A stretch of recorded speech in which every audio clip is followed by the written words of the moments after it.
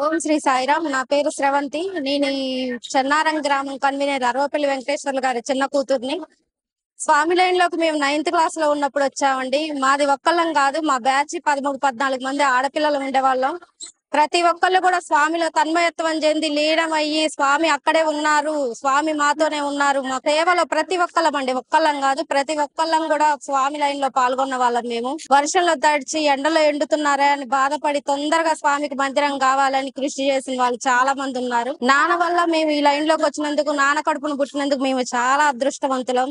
బాబా సేవ చేసుకోగలిగాము. చాలా అంటే చాలా మిరాకిల్స్ ఉన్నాయి. అన్ని చెప్పగలుగుతామో లేదో కానీ తెలియదు, కానీ భవిష్యత్తులో తరతరాలుగా ఎన్ని తరాలున్నా కూడా అన్ని తరాల వరకు బాబాకి బాగా జరగాలని మనస్ఫూర్తిగా కోరుకుంటున్నామండి. బాబాకి బాగా జరగాలి, బాబా ఆశీస్సులు మా అందరి మీద ఉండాలి. 13 మందిని పిలిస్తే పలికేవాడు, మాకు ఎలా అంటే అలా కనిపించేవాడు. మేము ప్రసాదాలు ఉన్నా లేకపోయినా, వర్షంలో అయినా, ఏదైనా మేము ఎంత ప్రేమతోనైతే ఆయన్ని పిలిచామో అంతే ప్రేమతో ఆయన మాకు కనిపించాడు, వినిపించాడు. అన్ని తీర్లుగా ఎలా అయితే చూసుకున్నాడో ముందు భవిష్యత్తులో కూడా ఆయన్ని మనస్ఫూర్తిగా ఎవరైతే పిలుస్తారో వాళ్ళ పక్కనే ఆయన ఉంటూ అందరికి అండదండలుగా అన్ని తీర్లుగా నాన్నకు అందరూ ఎలా అయితే సహకరించి ఈ కార్యక్రమాలు ముందు జరిపించారో ఇక ముందు కూడా అలాగే జరిపించాలి. ఆ బాబా ఆశీస్సులు అందరికి ఉండాలని మనస్ఫూర్తిగా కోరుకుంటున్నామండి. చాలా లీలలండి, ఒక్కటి కాదు.